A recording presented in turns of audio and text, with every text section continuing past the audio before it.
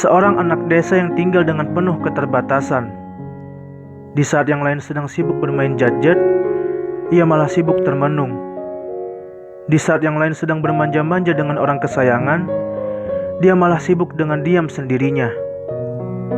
Saat terbit fajar, ia buka jendela rumahnya dan menatap betapa indahnya fenomena alam yang dihiasi dengan warna-warni jingga kemerahan di depan mata, serta suara kicauan burung-burung yang setia, dan dengan bangganya menunggu matahari terbenam.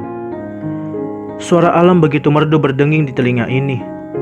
Sambil kulihat burung-burung berterbangan di langit yang biru, pepohonan pun melambaikan diri agar disapa oleh embun pagi yang menyelimutinya saat udara dingin. Anak desa itu pun berjalan selangkah demi langkah, dan ia pun melihat di sekelilingnya begitu takjub karena ia melihat begitu sibuknya seekor semut kecil yang berusaha mengangkat sebiji gula, sedang semut yang lainnya hanya berjalan dengan keadaan kosong. Seekor ayam tua yang sedang berusaha menggaruk-garuk tanah untuk mendapatkan makanan, sedang ayam lainnya masih berlihai di dalam kandangnya.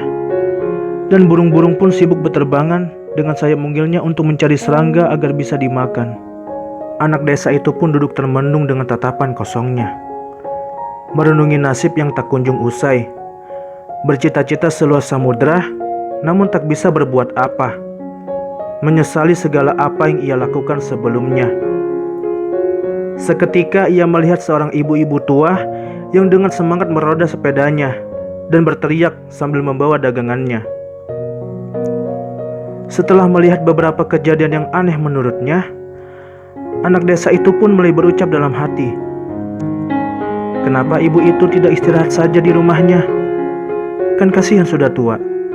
Harusnya dia menikmati masa tuanya, jangan sibuk dengan dagangannya.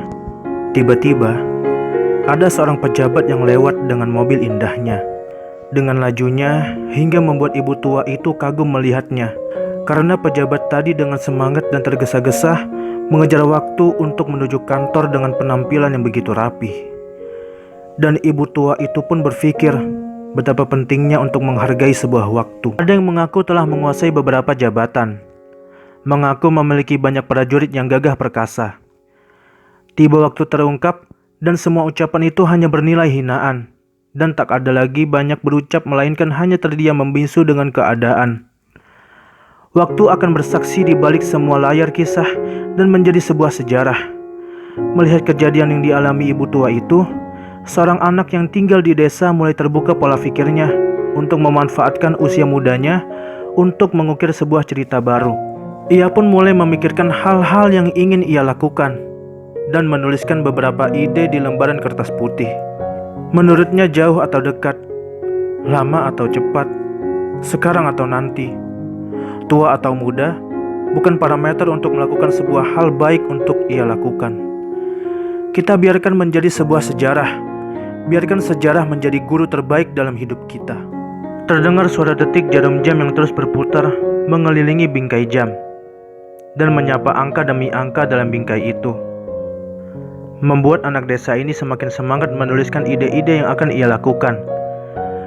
Dimulai dari hal yang kecil, dilakukan terutama untuk diri sendiri dan disaksikan oleh Sang Pencipta dan makhluk hidup lainnya. Tak butuh waktu yang lama untuk merubah kisah yang lumuh berubah menjadi indah. Anak desa ini pun sukses atas dasar saksi hidup indah yang selama ini hanya dia membisu melihat renungan anak desa ini.